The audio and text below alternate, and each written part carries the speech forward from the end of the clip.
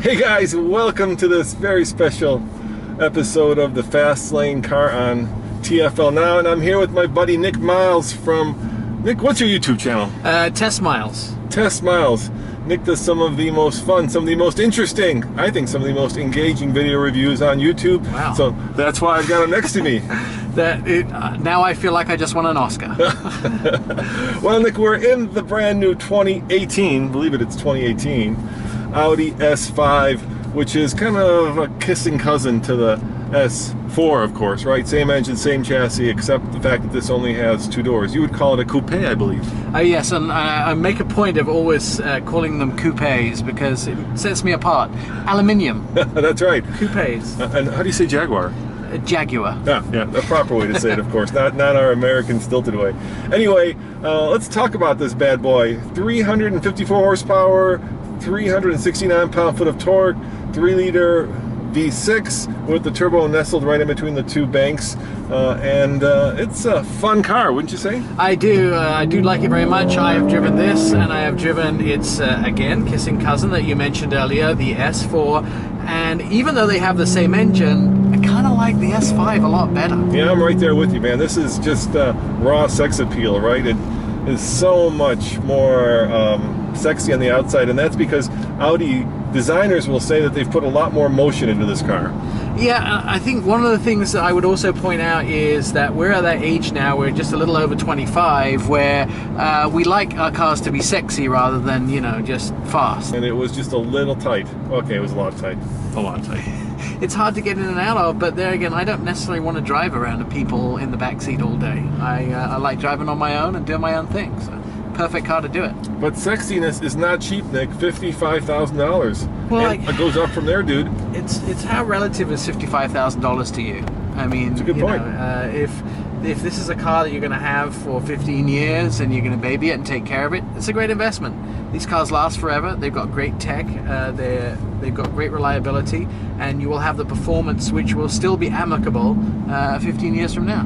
Now, some of the tech you don't get is a dual clutch transmission, which you would think you would get in a car of this caliber. You're upset about that, aren't you? Well, no, I'm more upset about the fact that they did away with the manual transmission. You know, I just love manuals, and I asked Audi why there's no manual option, and they said because nobody's buying them. So it just couldn't justify the cost of actually building a manual for a car, because it's not just building the thing, you have to certify it. There's a lot that goes into having a manual option. But they did give us an 8-speed automatic, not a dual clutch. They say that this engine pairs better with the traditional 8-speed automatic. Do you agree? And I would say that because we can't tell whether it pairs better, because we don't have the option of driving both of them. Exactly. But at the same time, I'm with Audi on this, in a sense that to be able to make this car, to be able to make the numbers work, the return on investment work for this car, they had to do what they had to do to make the car the way it is.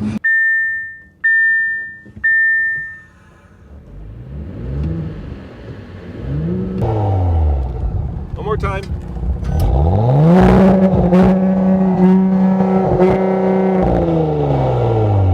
So to give it the manual transmission, look, if every auto reviewer got to choose the build of the car, we'd all be driving brown diesel station wagons. The truth is, dealers can't sell those cars, so they got to make what they can sell. So you got to support them in that. Yeah, no, I'd be driving pickup trucks with V12s. Right. But, you know, again, it's not practical for the gardening community or the builder, or, you know, to have a V12. It's just not practical for them because they have to drive this thing around all day. So, yeah, it's great fun when we're test driving them on windy mountain roads in Colorado, or windy mountain roads in Palm Springs, or windy mountain roads in Oregon. But when you come to use it every day, the story changes. So we've got some really cool tech, which doesn't, by the way, come standard. You do have a variable ratio steering, which means that the ratio changes the faster you go, so you don't have to do like full lock to make a turn. You also have a torque vectoring rear differential that can send up to 100% of power to one wheel that's left or right, which helps you carve corners. You also have, of course, Google Maps, which I think is really cool in your navigation. There's this completely configurable display that you can change around to, you know, whatever suits your preference. I believe this is real carbon fiber. I don't know, but I believe it is real carbon fiber. And of course, you got these really badass seats with this really cool French stitching. It's just a handsome-looking car. I think one of the things too that they Audi, you know, the movie 50 Shades of Grey was actually written about Audi, but ultimately that's a boom boom. They're actually doing things now to make themselves a little more, just in the same way that Lexus don't want to be boring anymore. Yeah. Audi just don't want to be grey anymore, and they're doing things like these red inserts on the seats and red seats with really nice, you know, quilted padding and you know, nice bolstering and nice side bolstering and those sort of things, which, you know, they've always had nice seats, but they're really stepping up their design game, is what I'm trying to say. Yeah, and they keep changing up their Quattro system. It's hard to keep, well, it's hard to keep up to date because they have so many different Quattro systems. This one, for instance, can send up to 85% of the engine's torque to the back. Usually it's a 60 back, 40 front split, which gives you that kind of nice neutral steering ability. What I don't like is the steering feel, and there really is none. Yeah, it's electric steering. Yeah, it's a little bit numb and muted, as we've mentioned in this sort of in the S4 when we drove that.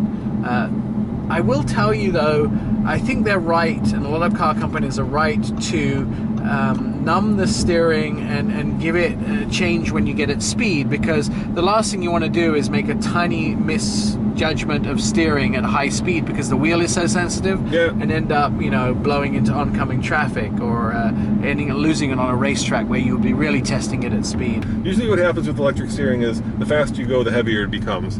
With the old hydraulic steering, you could actually feel the way that the road shifted underneath the wheels. You could feel the wheels as they loaded up and unloaded. You can almost feel the concave part of the road. Here, you just get heavier or lighter. Yeah, and I guess it could be a little bit more dynamic. It could be a little bit more fun. But again, these guys research it, and they research what customers want and what they will buy and what they won't buy. It's interesting that it's almost like politics. Is what we think we want is not actually what we buy. Yeah, that's a really good we point. think we want certain governments in power, and then we don't really. The other thing that's kind of cool about this car is that they do augment the engine note. Let me let you listen to it. That's what it sounds like, but they're not piping it in through the speakers. They're doing like a little resonating feature that kind of resonates the glass so that you're hearing turn left in a quarter of a the mile navigation system. No, you're hearing what actually the engine is outputting, the engine note. So it's not like BMW or Ford where you're actually not here. It's the next one. Sorry. So it's not like you're actually augmenting it with fake engine note that comes in through the speakers. I hate that, dude. It's a membrane at the bottom of the windshield, and that's fine. You know, here's my deal with augmented sound and fake sound inside of a car, or maybe there's a channel that pipes the sound back from the back of the car into the cabin so you can hear it.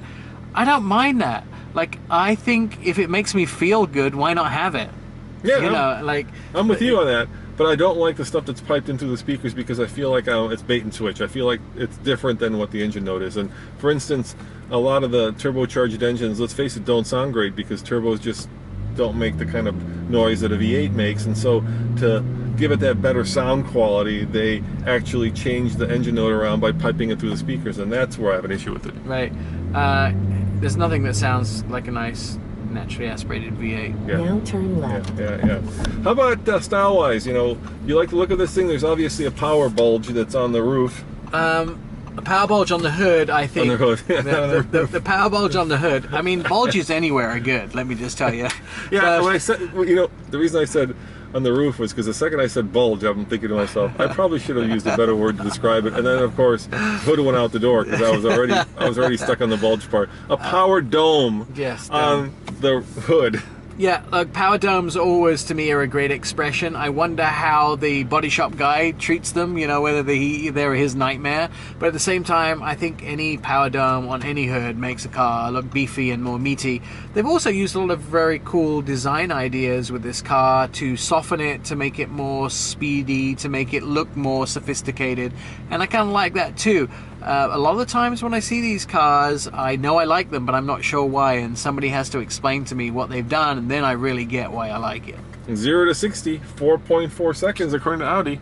That's a good time. Again, what would it be in a manual? Slower. I'm just probably making you just No, it would be, upset that there's no manual now. It would be slower because you can't shift as fast as an automatic transmission. I also like the turn signals, that kind of right, that little line. The LED sequential turn signal. Yeah, it reminds me of a Mustang, but like a modern version of it. Probably Mustang should have done that way before Audi did it. Right, a lot of cars doing that now, and I think it's a good look. Yeah, yeah. Once again, over here I look at these buttons. So we have different drive modes, right? We have, let's go through them. You have dynamic, individual, comfort, and auto. And then there's a whole bunch of empty buttons here, which always makes me wonder what I'm missing. What didn't I buy it for my $60,000+? And again, when you put those extra packages on, then you start to fill those buttons faces up. The road for 8 miles. But at least they have the buttons available, so it's not like you're having to scroll through menus and stuff. I do love this beefy steering wheel, flat-bottomed, of course, and I think Audi does some of the best interiors in the business. Can you help me with something? Yeah. Can you explain to me why steering wheels have flat bottoms? So... Is it because Americans are fat? All right, I'm gonna give you. I'm gonna give you my guess at this. Okay. It's the same reason that Porsches have keys in the left. Okay. You know what that is? No. So, European version? No, it goes back to the Le Mans start, where the drivers had to run to the car and not start from like a grid, but from the actual car being parked on the track. So they run in the car, and Bentley did this too. They thought that it was easier to have the ignition like Porsche on the left because you didn't have to try to find it here. It was right there. And I'm suspecting that the flat bottom steering wheel may go back to that because then it would be easier to slide into the car. Okay. Right? As opposed to having a round steering wheel where it could potentially get in your... I mean, I understand the flat bottom is a sports steering wheel, but I've never really understood that. And that was a joke, by the way. I know. And I'm completely like guessing at that. But so you know, don't take this in England, I would be sitting in the driver's seat and the ignition would be on my right anyway. And so that's an interesting setup for the British side. It remains. Well, once again, it's easier over here because you don't have to like fuss with it over here, right? But they move the whole steering column and everything. So you'd still be on the outside. You'd be on the right. Yeah, but you'd still be on the outside versus on the inside. Yeah.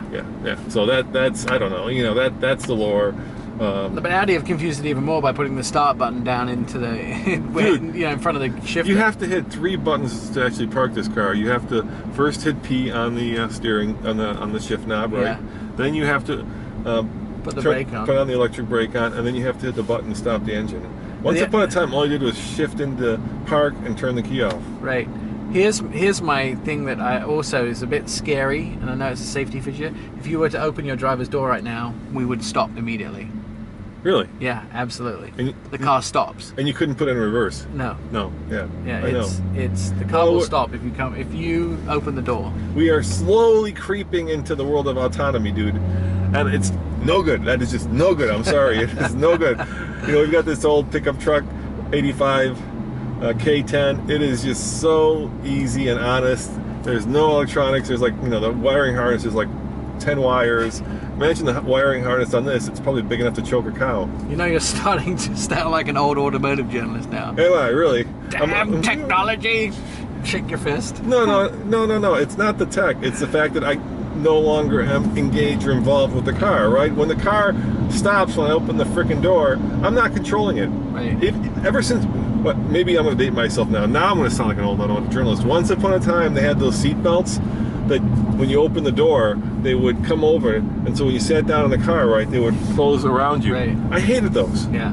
I hated those. Yeah. Anytime the car does something I don't want it to do and tries to outthink me, it just really bugs me. Yeah. No, it's never. Thanks for breaking for me. It's I've been having a bad day driving, guys, so I appreciate Nick helping me out. It's never a good idea when cars do things that are great and not great. And you know what? Car companies have stopped doing things after a while. They realize. I predict that the push-button transmission in the Hondas and Lincolns will go away. I hope so. Everybody hates them. Yeah. Well, you spill coffee on the damn thing. I wonder what happens then. Huh? Well, no, not even the people that sell them like them. It's true. I mean, at some point, the auto industry decided to reinvent the shift lever, and the reason for that was because they could make it electric, so they could free up a lot more space here. Thank God Audi, even though they don't have a manual, they stuck with a traditional shift lever. Yeah, but it's still electric. Yeah, of course it's electric. It's still electric. I mean, Jaguar and FCA have the rotator, which I'm okay with actually, by the way. But they don't react as fast as some of the others. I hate the rotator. I actually hate it. So this competes with a 4 Series BMW, Yeah. the C43 AMG Coupe. Yeah. In terms of its German competition. Of Does those, it have any Japanese competition? I was thinking about that, Nick. The IS, I'm thinking probably. Yeah, that's about the only thing. Alexis, right? Yeah. Or the RCF, perhaps. RC. The RC. Yeah, not the RCF. RCF might be with, this is the S5, that might be the RS5, which, by the way, I asked the Audi guys if they're bringing that to America, and they said stay tuned, which to me means yes, because if it's not coming, they'll say no. Yeah. So I think that one's coming as well. That's the... You know how to find out whether it's coming or not? How's that? Constantly check the fast lane car. Yeah, all the time. Thank you. Every day, go and watch a video because it could contain the RS5, even though you don't. It might be titled something else. That would potentially compete with the M4. Right. Now, that does bring up a good point that you made earlier, and that is there's a really good BMW that doesn't directly compete with this, but costs the same, and that is, of course, the M2. Yeah. So, given the money, would you rather go for this or the M2? I know my answer, and it has to do with, of course, Quattro. That's a hard one because the M2 is a manual. It comes in a manual. Yes, too. and it's really, very basic, really and it doesn't have a lot of tech. They've dialed down all the tech. Against this, I think I'd go for this. Would you? Yeah. Okay. I'd go for this just because it has all-wheel drive, and that's what I need in Colorado. And rear-wheel drive in Colorado in the winter is just not usable. The thing with this is too, it's kind of a sleeper car. Like cops aren't necessarily on you, but with an M2, there's just no way that they don't know that. Yeah, I mean those big fat tires, but that's a great car too. But I think people will cross-shop these two cars. Right. All right, guys. Well, thanks for watching this little review. Nick, if you are posting a video to your channel, where would the people go to watch it? You can go watch it at testmiles.com or ourautoexpert.com. There you go. And of course, go to tflcar.com for more news, views, and of course, real-world reviews. And go to tflcar.com for a full-on review of this and its kissing cousin. Is that right? Are they really kissing cousin? That seems kind of wrong. Siblings. Yeah, there you go. Brothers from another mother. Yeah. Anyway, basically the same car with 2 more doors. See you guys next time. Ciao.